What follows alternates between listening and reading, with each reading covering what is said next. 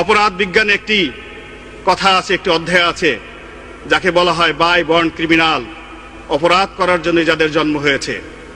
যদি বাংলাদেশের প্রেক্ষাপট ধরি, এদেশের রাজনীতিতে বিএনপি এবং তার সহযোগী জামায়াত ইসলামী যে কাজ করছে, যে প্রতারণা করছে, যে অসত্য এবং প্রতারণামূলক তথ্যের মাধ্যমে এই জাতিকে বিভ্রান্ত করছে, এই ইতিহাস এই সভ্যতার জগতে অন্য কোনো দেশে পাওয়া যাবে না। জামায়াত ইসলামী দলটি আপনি জানেন মাননীয় স্পিকার 1941 সনে প্রতিষ্ঠা হয়েছিল। এরপর থেকে ধর্মের নামে, ইসলামের নামে, আল্লাহর নামে এই পাক ভারত উপমহাদেশে তারা যে প্রতারণা করে যাচ্ছে, এই উপমহাদেশে এই দলটির দ্বারা ইসলামের যে ক্ষতি হয়েছে আর অন্য কারো দ্বারা সেই ক্ষতি হয়নি। কি ছিল সেই দলের প্রতিষ্ঠাতা? মাওলানা আবুল আলা মওদুদী বলতেন, এইভাবে প্রকাশ্য জনসভায় লাঠি উঠিয়ে বলতেন, ও মোহাম্মদ কোন হ্যায়, আমার এই লাঠির যে শক্তি আছে, মৃত মোহাম্মদ রাসূলুল্লাহ সাল্লাল্লাহু আলাইহি ওয়াসাল্লামের সেই শক্তিটুকু নাই। এই হলো তাদের ইসলাম, এই হলো তাদের ধর্ম। যদি ধরেন আর ইতিহাস পিছনে যান, জামায়াত ইসলামী যে তথ্যের ভিত্তিতে রাজনীতি করে, সেই তথ্যকে বলা হয় মওদুদিবাদ। মাওলানা আবুল আলা মওদুদী যে তথ্যের ভিত্তিতে রাজনীতি শুরু করেছিল, তাকে বলা হয় ওয়াহাবিবাদ। 1756 থেকে 1786 খ্রিস্টাব্দ পর্যন্ত সৌদি আরবের মাটিতে এই মাওলানা আবু ওয়াহাব নজদি যে রাজনীতি শুরু করেছিলেন, আল্লাহ রাসূলকে অবমাননার রাজনীতি, যে রাজনীতি শুরু করেছিলেন, সাহাবা একরামদের অবমাননার রাজনীতি, সমস্ত 10,000 সাহাবীদের সমস্ত কবর তিনি ভেঙে চুরমার করে দিয়েছিলেন। এবং তিনি একই কথা বলতেন যে মুহাম্মদুর রাসূলুল্লাহ এবং তার সাহাবী যারা মারা গেছেন তাদের ন্যূনতম শক্তি নাই, তাদের কোনো ক্ষমতা নাই, তাদের কোনো মর্যাদা নাই। সেই রাজনীতি যদি এই জমিনে হয়, তাহলে বর্তমান প্রেক্ষাপটে মাননীয় স্পিকার, যদি এই দেশে জামায়াত ইসলামী আসে, এদেশের শহীদ মিনার থাকবে না। মাননীয় স্পিকার, যখন কোনো ঘটনা ঘটে, যখন কোনো পরাজিত হয় কোনো ব্যক্তি, আল্লাহর আইন অনুযায়ী তাকে সমাজে নীরব থাকতে হয়, তাকে অপেক্ষা করতে হয় ধৈর্য সহকারে।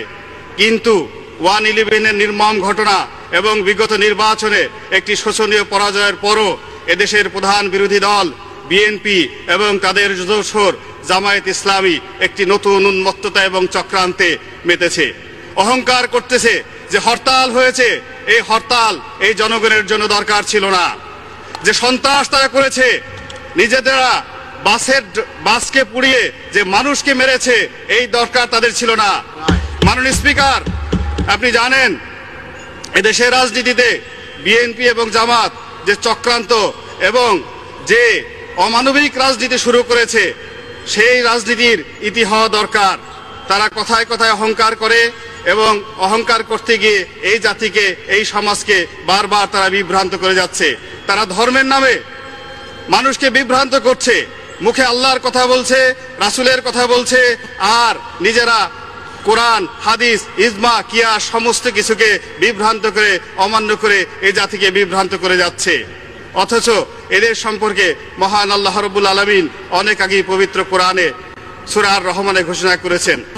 আল্লাহ রাব্বুল আলামিন বলেন, ইয়া মাশারাল জিন্নি ওয়াল ইনসি ইন ইশতাতুম আন তানফুজু মিন আকতওয়ারিস সামাওয়াতি ওয়াল আরদ ফানফুজু লা তানফুজুনা ইল্লা বিসুলতান। আল্লাহ বলেন, হে দুনিয়ার মানুষেরা এবং জিনেরা, যদি সম্ভব করতে পারো তবে আমার এই হাওতা থেকে বেরিয়ে যাও, কিন্তু আমার এই জমিনে তোমরা ঘূর্ণাক্ষরে অহংকার করো না। কাজেই আজ যারা অহংকার করছে জমিনে, এই বাংলাদেশের স্বাধীন এবং সার্বভৌম রাষ্ট্রের মধ্যে যারা বসবাস করছে, তারা এই দেশে অহংকার করতে পারে না। যদি এই দেশের স্বাধীনতা সার্বভৌমত্বে তারা বিশ্বাসী না হয়, তারা এই দেশ ছেড়ে চলে যাক, এই আমাদের আহ্বান। এই দেশে থাকতে হলে এই দেশের আইন মানতে হবে। মাননীয় স্পিকার, আপনাকে ধন্যবাদ। জয় বাংলা, জয় বঙ্গবন্ধু, জয় হোক মেহনতি মানুষ। যদি জামায়াত ইসলামী এবং তার দোসরেরা এই দেশের রাষ্ট্র ক্ষমতায় পুনরায় আসে, কি হবে? তারা যা বিশ্বাস করে, এই দেশে হাইকোর্ট মাজার থাকবে না। এই দেশে তারা প্রথম যে কাজ করবে, এই জিয়াউর রহমানের মাজার তারা নিজের হাতে ভেঙে ফেলবে সেই দিন। কেননা তারা বিশ্বাস করে মাজারে জিয়ারত করা হারাম। তারা শহীদ মিনার ভেঙে ফেলবে, তারা এদেশের যত স্থাপনা আছে সমস্ত কিছু ভেঙে ফেলবে। তারা মুখে বলে ইসলাম, আর কর্মে তারা কি করে? তারা মৃত মানুষের কবর জিয়ারত করাকে মনে করে হারাম। আপনি দেখবেন জামায়াত ইসলামের মসজিদগুলোতে গিয়ে তারা নামাজ পড়ে, নামাজের পরে তারা মোনাজাত করে না, তারা মোনাজাত করাটাকে বেদাত মনে করে। তারা সফর করতে নিষেধ করে। তারা এমনকি বাংলাদেশে যে দ্বিতীয় বৃহত্তম জামাত হয় তাবলিগ জামাত, এই তাবলিগ জামায়াতের বিশ্ব তাবলিগ জামায়াতের জামাতটাকে তারা হারাম মনে করে এই জামায়াত ইসলামী। এইভাবে তারা ইসলামের নামে দেশ এবং জাতিকে বিভ্রান্ত করতেছে। তাদের সম্পর্কে আল্লাহ রাসূল কি বলতেন? একদিন আল্লাহ রাসূলের দরবারে বিভিন্ন এলাকা থেকে সাহাবীরা আসছেন এবং তিনি তাদের জন্য দোয়া করতেছেন, হে আল্লাহ, তুমি রহমত নাজিল করো মদিনার অধিবাসীদেরকে।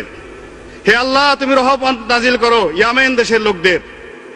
জনকে সাহাবে বললেন, ইয়া রাসূলুল্লাহ, আমি নজদ প্রদেশ থেকে এসেছি, আজকের সৌদি আরবের রাজধানী রিয়াদের কাছাকাছি, আমাদের এলাকার লোকজনের জন্য আপনি দোয়া করেন। আল্লাহ রাসূল দোয়া করলেন না। উনি আবার বললেন, আল্লাহ রাসূল দোয়া করলেন না। এরপর মোনাজাত শেষ হলে উনি বললেন, ইয়া রাসূলুল্লাহ, আমাদের অপরাধ কি? আপনি কেন নজদের অধিবাসীর জন্য দোয়া করলেন না? আল্লাহ রাসূল বললেন, তোমরা শুনে রাখো, ওই নজদ প্রদেশ থেকে এমন এক মানুষের উদ্ভব হবে যার উপাধি হবে শয়তানের শিং, এবং যার দ্বারা এই জমিন ইসলামের নবুয়তের খেলাফতের যে ক্ষতি হবে, এই ক্ষতি আর কোন সম্প্রদায় দ্বারা অতীতে কখনো হয় নাই। বিভিন্ন মুফাসসিরিনে কেরাম, ওলামায়ে ইকরাম তাদের তাফসিরে বলেছেন, ওই শয়তানের শিং বলতে যে লোকটিকে আল্লাহ রাসূল বুঝিয়েছেন সেই হলো মাওলানা আবু ওয়াহাব নজদি। সেই আবু ওয়াহাব নজদির মতবাদী এই দেশে জামায়াত ইসলামী প্রচার করতেছে। মাননীয় স্পিকার, এই যে তারা মুখে ধর্মের কথা বলে, কর্মে অধর্মের কাজ করে, তাদের যদি প্রতিষ্ঠার চিন্তা করেন 1941 সনে যখন এই ব্রিটিশ ভারতে এদেশের মুসলমানরা স্বাধিকার আন্দোলনের জন্য আন্দোলন করছে, তখন মাওলানা আবুল আলা মওদুদী, তার অন্যতম সহযোগী মাওলানা রশিদ আহমেদ গাঙ্গুলি, দেওবন্দ মাদ্রাসার শিক্ষক, এবং বেহেশতি জেওরের লেখক মাওলানা আশরাফ আলী খান থানভী, এরা একসাথে যুক্তি করে ব্রিটিশদের টাকা খেয়ে তারা তৎকালীন মুসলিম লীগের বিরুদ্ধে একটি বিকল্প শক্তি হিসেবে তারা রাজনীতি শুরু করেছিল। সেই রাজনীতির বিষ বাষ্প আর সারা বাংলাদেশের ঘরে ঘরে ছড়িয়ে পড়েছে। আল্লাহ জানতেন, মহান আল্লাহ রাব্বুল আলামিন জানতেন, এই জমিনে জামায়াত ইসলামীর মতো দলের আবির্ভাব হবে যারা ইসলামকে ক্ষতি করবে, যারা তার রাসূলকে অনুসরণ না করে তাকে অপমানিত করবে। অথচ ইসলামের মূল আকীদায় আল্লাহ রাসূলের বিরুদ্ধে কোনো টু শব্দটি করা যাবে না, এবং তার প্রত্যেকটি কথা মুসলমানদের ঈমানের প্রধান অঙ্গ, সেটা অক্ষরে অক্ষরে পালন করার জন্য। এই জামায়াত ইসলামী তাদের কর্মকাণ্ড সম্পর্কে আল্লাহ কি বলেছেন? সূরা নিসার 65 নম্বর আয়াতে আল্লাহ কি বলেছেন আমি সেই কথাটি আপনাকে বলতে চাই। মাননীয় স্পিকার, আল্লাহ বলেন,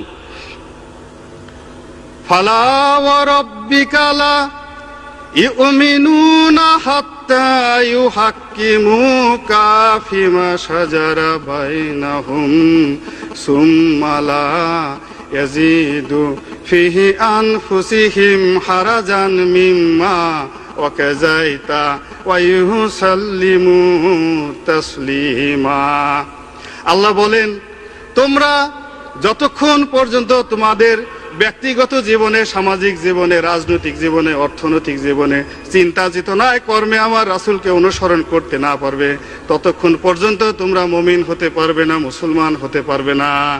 মাননীয় স্পিকার, এই আয়াতটি দ্বারাই বোঝা যায় যে জামায়াত ইসলামী বাংলাদেশে আসলে কি করছে, এবং তাদের ধর্ম এবং তাদের মতবাদ সম্পর্কে এদেশের মুসলমানদের উপরে আমি দায়িত্ব দিলাম, তারাই বিচার করুক। মাননীয় স্পিকার, আপনাকে ধন্যবাদ। ওয়া আখিরু দাওয়ানা আনিল হামদুলিল্লাহি রাব্বিল আলামিন। আসসালামু আলাইকুম ওয়া রাহমাতুল্লাহি ওয়া বারাকাতুহু।